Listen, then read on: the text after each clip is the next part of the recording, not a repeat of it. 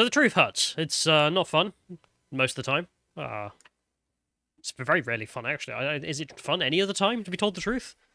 I mean, yeah, sometimes. I suppose when someone's wrong and you know they're wrong. I mean, if the truth is nice... I'm trying to think if it's ever... It's very, very rarely something that makes you feel good, I feel. Usually the truth is something terrible. Only if all the true things about you are terrible. Callum, do you have any skeletons in your closet? What are you implying? No, I mean here? in the sense I've of, had people say true things to me that have been nice. Do you know what's going on in Rotherham? Oh, trust me, it's nothing, bro. Oh, well, if it usually turns out to be if you're talking about that, I thought you meant, like, personal truths, because, like, the truth hurts generally is like, oh, you're an awful person, I hate you. Truth hurts, bro. I wasn't necessarily talking about that. I was talking about being told what's going on in the world, which is never fun. I hope no one clips that. But we'll start off just by mentioning there's a 9 to 5 job in Swindon, if someone wants that. There's the software engineer, web developer, applications end Sunday midnight. So apply if you can do it. If you can't, don't. Let's get into the section itself. We'll start off just with a white middle-class yoga teacher who says that she's the problem. They're all the problems. All the ones we've ever had. I'm not a yoga fan, so can't really comment. I don't really care about yoga either. Not important. But the mindset here is something that caught my eye. She starts out, I started to feel uncomfortable about my own practice. Suddenly having the word namaste on a t-shirt is culturally insensitive. That makes it to me sound like she thought she was just being normal until she noticed everybody else being a dick about it. Yeah. It's like, we're all upset for no reason. No. I guess I'll join the cult then. Yeah, I was going to say, and her idea is, well, I guess I better just fall in lockstep. Lockdown, free yoga, #MeToo, and BLM and identity politics have all taken the gloss away from yoga. I really didn't think it did. I don't know what the hell is going on in the middle-class white woman yoga world, but this lady's come to tell us. Yoga is the most middle-class thing I'm aware of. Women as well. Apparently, lockdown caused people to learn about Epstein, so they got kicked out of the club. Then Me Too showed that a lot of women were having sex with male yoga teachers. Wait, what? Lockdown caused people to learn about Epstein? What? Yeah, I can't say exactly what she's written because it will get us a strike. So I just all right. Just simplify that. But she says, but then came the conversations about race around the BLM movement, as well as accusations of cultural appropriation, all of which highlighted the lack of diversity in Western yoga studios. The biggest problem in the world. I'm the problem. This is the problem. When we get white women out of Western yoga studios, then we'll reach utopia. I'm a middle-class white woman who has nothing to do. Yeah, I can tell. I can tell. The funny thing is, this is also obviously directed for an agenda, is just to get people we don't like out of these positions so we can get ourselves into these positions. And these retards are like, yep, I agree wholeheartedly. She's got her reasoning. On Instagram, teachers such as Indian Name criticize the cultural insensitivities around the way we say the word namaste, and it was used in classes and t-shirts. What do you want? It's a foreign word. Who cares? You speak foreign word. Oh no, you're basically destroying that culture. I mean, yeah, I can agree that generally speaking, like, English and American people saying namaste is cringeworthy. Yeah. But that's all it is. When you see some Japanese person learning how to say hello, or although, greetings. Actually, it's a great Devin Townsend song, but... Yeah, but I mean, you don't start, like, I don't know, demanding that Japan be burned to the ground once again because of the insensitivities at saying, hi. Yeah, no, it's usually pretty fine when people learn English. It's just the reverse when it's a problem. Quote, all of these things led to people examining the world of yoga and saying, I'm not sure this is what I want to be associated with. Woman, get a life. Get a goddamn life. And I was one of them. I no longer felt comfortable chanting in Sanskrit. Was it even possible for me, looking as I did, to teach yoga? Or was I part of the problem? I felt like a phony, because she's white. A great big phony. This person's world is what I'm looking at here. This person's entire world is, I'm white and not a native Sanskrit reader. Therefore, the whole world is me. I'm the problem for the entire world, because my yoga class has too many white people in it. Also, but still, look how flexible I am. Yeah. Goes on to whine about that. Someone said that they took a 100-hour training course, and now they don't feel like doing it because it's not part of their cultural heritage. You really should have thought about that before you got that 200 hours, but whatever. All right. Indian Name, a teacher from South Asian background, however, is less perturbed by the whole thing. Doesn't really care about the race and cultural appropriation. What a shock. Quote, the majority of people I teach in my yoga studio are white middle-class women. Is that a problem? No, I don't think so. Well, yeah, she's probably just thinking to herself, like, have they paid me? The whole That's reason all I I read care about. that article is bubble. Woman lives in bubble of middle-aged, middle-class white woman. What does she do? She does yoga, of course she does. She's obsessed with it until she's... Maybe childless. Am I being racist? By saying namaste? All I bigger... might literally be committing genocide right now. Caught up in her own little world of, oh my god, the worst thing's happening ever, I'm the problem. And then Indian lady turns up with a pin and just goes, no, shut up. It doesn't matter.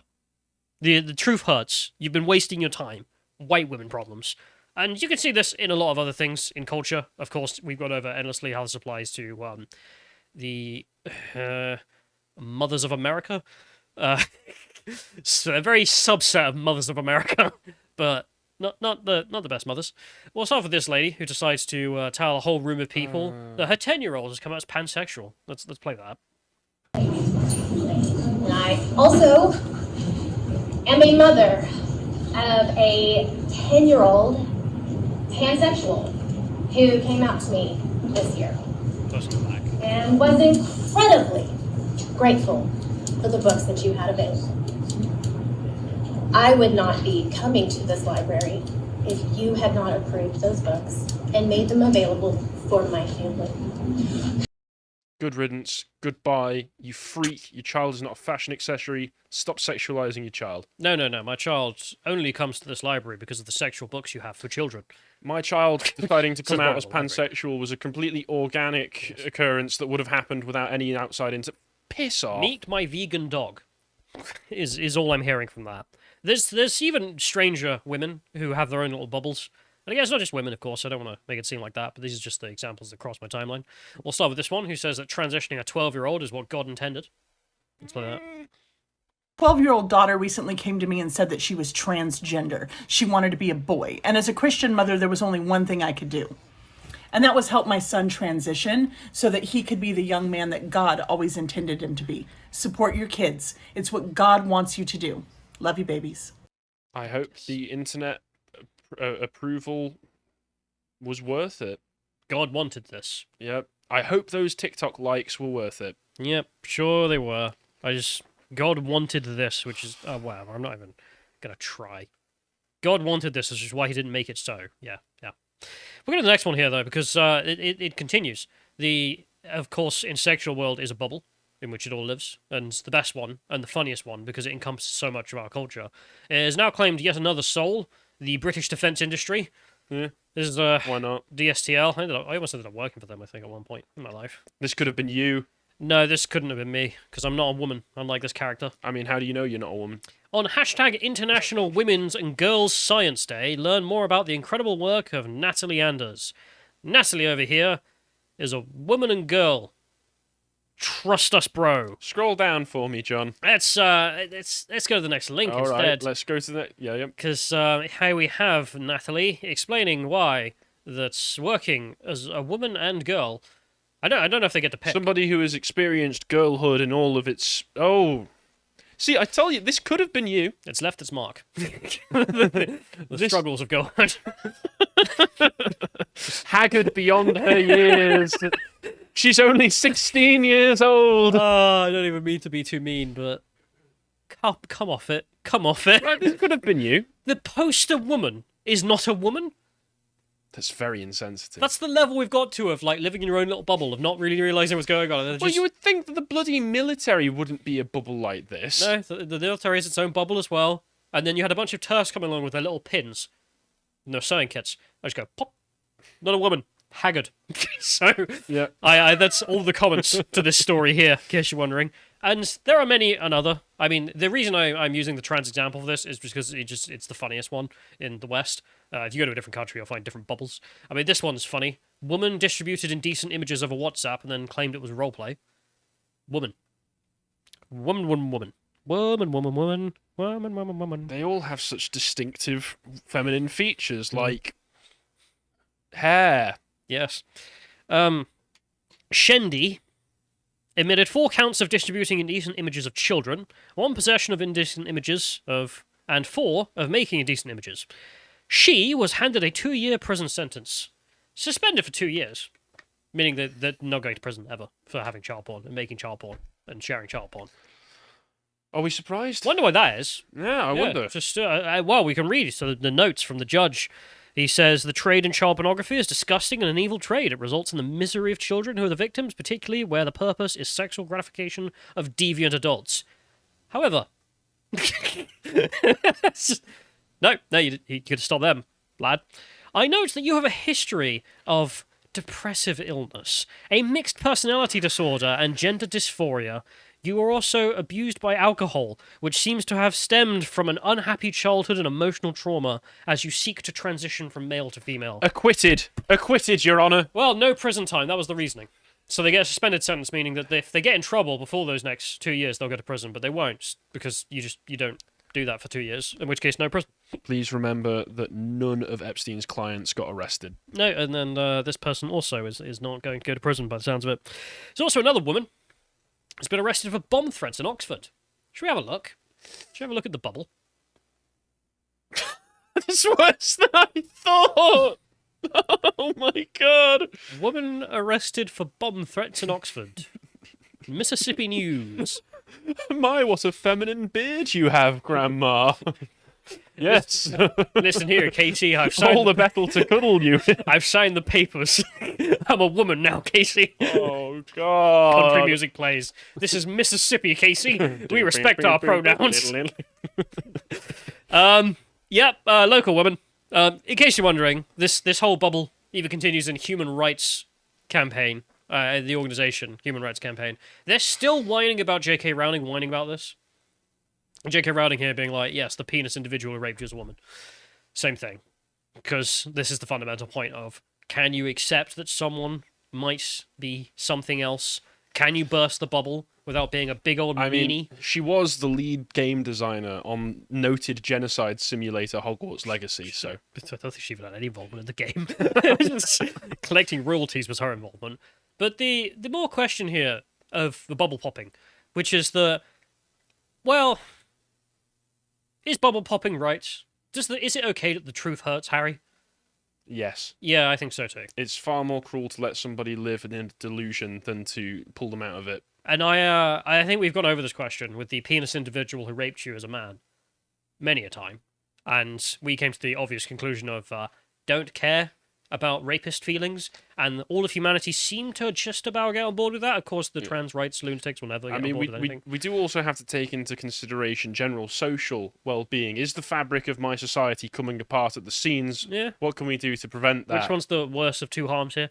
And everyone did go on board with, okay, well, if it's a rapist, I'm willing to not play along with the game anymore. We'll say the actual sex that they are. Even Nicola Sturgeon was pushed to the limit on that one. Thing is with the truth hurts is it applies to a lot more, and this is where Matt Walsh recently got in big trouble. And there's a big divide about this, and I thought we'd just have a discussion, let's say, about this. Matt Walsh put out this video in which he talks about Dylan male face over there. Sorry, woman face. I don't want to misgender the play that they're playing. For people who don't know, this is the individual who went to the White House, you may remember, who is totally a woman, which is why he goes around pretending to be a woman so hard. It's all of his looks like an act. All of his it does look like satire. All of his understanding of feminine behaviour is wandering about in high heels, going tee hee at cute things. Tee hee hee, aren't I a woman? Aren't I so girly? Ooh. And it's really weird. Me and all of my girlfriends, all of them have beards. Every day I wear a big fluffy dress. But women don't do that. You ever noticed? You ever notice how women don't wear ballroom gowns every single day? Yes, this is a problem. Yeah, strange. And Matt Walsh did a big, basically, monologue. We won't play the full thing because it'll take too goddamn long. In which he very, well, brutally but not incorrectly was just like, you're not a woman, you have no eggs, you have no womb. I have seen this clip, he lays it out quite coldly. Yes, he does. I'm going to play an artist rendition of that from Rome Total War. Because basically it's the same thing, the too long didn't read version. Let's play that. You will never be a real woman. You have no womb, you have no ovaries, you have no eggs. All the validation you get is two-faced and half-hearted. Behind your back, people mock you. Thousands of years of evolution have allowed men to sniff out frauds with incredible efficiency. They'll bury you with a headstone marked with your birth name, and every passerby for the rest of eternity will know a man is buried there. Your body will decay and go back to the dust, and all that will remain of your legacy is a skeleton that is unmistakably male. This is your fate. This is what you chose. There is no turning back. Pretty harsh words from Matt Walsh there. Yeah, it is ridiculous, the things Matt Walsh says. The reason I've used that is because, again, equally brutal. A lot of the brutality of that one I have to clip out for YouTube's sake, just as a side note. But the point being that, well, it's really hurtful, but it's true. Yeah, so sadly, I don't think tone policing is the answer when somebody like Matt Walsh comes out with something like this. I don't think that there is anything inherently wrong with just being bluntly honest to people. No, I mean, there is something to say when someone's making the argument and you're just like, why do you have to be such an asshole about it, though? I mean, that's true. I can see the argument from that side. Well, yeah. It's really kind of annoying. I can understand where some people are coming from to say that this is going to make people on the right look like the caricatures that the left paint them as, but at the same time... So are we supposed to just do what the right has always done and just capitulate to everything the leftists want? I will give up the truth. I will engage in an open lie that I know is a lie and go along with it because I don't want to be seen as mean. The argument from the opposite is, yeah, well, we can go up against that lie and call it a lie in a nicer way. It's like, yeah, but what does that really mean? And what's the point at that point? I understand optics, but I don't think what Matt Walsh has done there is particularly bad optics. No, he didn't do the full 4chan post. That like, you could have made an argument for, yeah, don't do that. He just incredibly, well, quietly, just sort of sat there and went, come on, like this, it is such an end of the road situation, this whole movement. I mean, we spoke about it the other day, where not even in Hogwarts Legacy, for example, someone changed the voice of the trans character so it sounded like a woman, and the mod was banned for being transphobic because women don't represent trans women. See, I thought that the mod, because when I first heard that, because you showed me all those Nexus mods, and they were all just woke. Every single one of them was woke. I thought that they had done it because I thought that they had taken offence to the voice being so bad at passing, so it shifted it up so it could be like, no, trans women are real women, see? I thought it was that. No, they banned the dude because he was like, well, here's an AI-generated voice of an actual woman to do the line. So it sounds like a woman, and therefore it's better for the... No. If you say trans women should be women, that's transphobic. Because trans women are only unique out of that sector. It's like, right, this movement has gone such into its own arse. That's not even addressing the idea of just a trans woman being in a magical wizard college in the 19th century. I mean, they can... I don't want to be a nerd here, but they can literally... they can transform themselves into different things and different people. If you really want it to be a woman, I'm sure there is a spell for that. Yeah, but my point being, you can make arguments about the meanness. I'm willing to listen. I'll read the comments, but I'm not convinced. And Matt Walsh did make a response to all this bubble popping he's been up to. This is him saying, there are several people on the right who have been extremely effective in combating gender ideology. Libs of TikTok and real Chris Rufo, very high on that list, of course. And none of the most effective voices ever soft-pedal the issue or prioritize niceness above truth. The one thing you'll notice about tone policing is that they never actually achieve anything. And Chris Rufo there just being like, yeah, basically. Just being nice isn't really a thing in terms of what's true or not. It's like, if being nice means telling a lie, then that's not being nice. And I'm not unconvinced by Matt Walsh in listening to this argument and saying that. And then, if we go forward as well, I think there's another thing from Matt Walsh here, in which he just lists about the effect. Someone's like, well, being mean isn't a very good tactic, though. And he's like, well, here's all my success, and then lists a whole bunch of things in which he has been able to do. And Vice News agree with him, by the seams of it. Here we have a Vice News article, anti-trans bills are sweeping across the US with alarming speed. And they write about 350, quote, anti-trans bills. None of them are anti-trans. All of them are women exist, and men exist, and are different from each other, and therefore have different rules. And if that biological reality upsets you and whatever, it doesn't make any goddamn difference to your obsession with it being 15-minute phobic. Like, grow up. They write in here, by many metrics, 2022 was the worst of years yet, as lawmakers and conservative pundits doubled down on anti-trans rhetoric and policymaking, effectively mainstreaming hate targeting trans people and their families. They can't point to any of that hate. All they can point to is, no, you can't be on the girls' team because you're 6 foot. That's the bill. There's no hate in that. In fact, there is quite a lot of love of women's sport existing, and therefore being able to exist. Don't know why I have to say that, but instead, no, that's the hate. Because remember what these people actually define as hate, which is Grandpa the radio isn't talking to you. That's hate against Grandpa, who believes the radio is talking to him. Hey man, Grandpa can live whatever life he wants. He's just living his best life. Well, You're just an anti-Grandpa bigot. He just wants to grill and listen to the radio, tell him about... Well, I don't know what the radio tells him about. But that's the thing. I'm looking forward to the conversation about this, because I know there's been some. But I looked at the situation and the bubble popping. I don't know. I'm not unconvinced that Matt Walsh isn't in the wrong. And the big thing that comes to mind is I remember in my personal life, Posey Parker, when she would just say, it's mutilating children. It's child mutilation. What are you doing?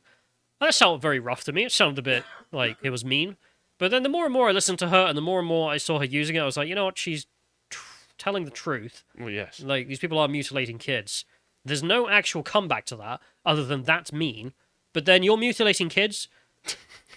So I think mean woman kind of looks pretty good compared to you.